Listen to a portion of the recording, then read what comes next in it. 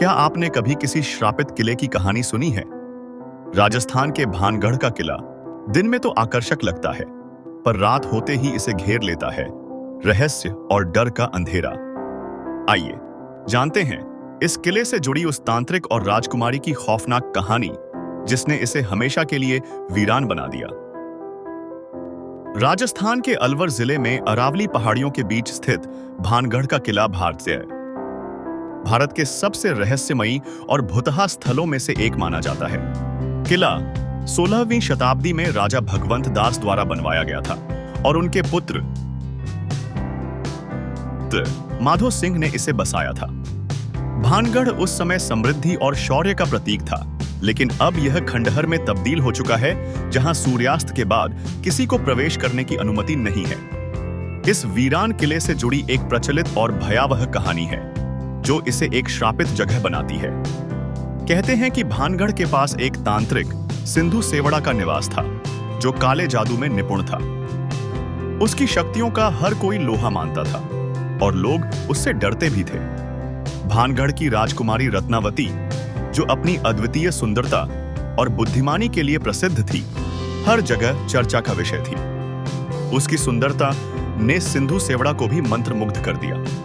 वह राजकुमारी को पाने की इच्छा से अंधा हो गया और उसे पाने के लिए उसने कई योजनाएं बनाई, लेकिन हर बार असफल रहा। एक दिन तांत्रिक ने राजकुमारी को वश में करने के लिए काले जादू का सहारा लिया।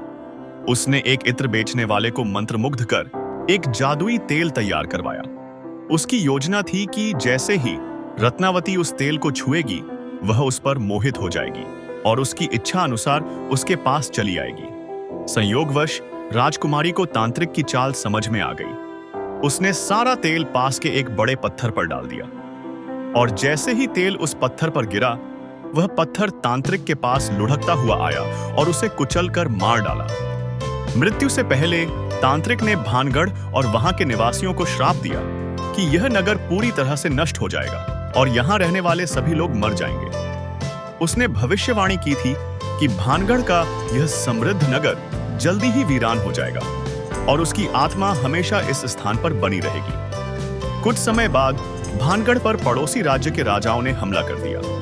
राजकुमारी सहित भानगढ़ के कई वीर सैनिक इस युद्ध में मारे गए। किले और नगर को नष्ट कर दिया गया और वहां का हर घर, हर आंगन और हर मंदिर खंडहर में तब्दील हो गया। धीरे धीरे इस नगर में वीरानी छा गई और लोग यहां आने से डरने लगे। वहां के निवासी और पुजारी भी इस श्राप की बात को मानते हुए नगर छोड़कर चले गए। उन्होंने यह चेतावनी छोड़ दी कि यहां सूर्यास्त के बाद किसी को नहीं रुकना चाहिए, वरना उसे भी तांत्रिक के श्राप का सामना करना पड़ेगा। कहते हैं कि तब से इस किले में कोई नहीं बच सका। आज भी भानगढ़ का किला एक खंडहर के रूप में खड़ा है।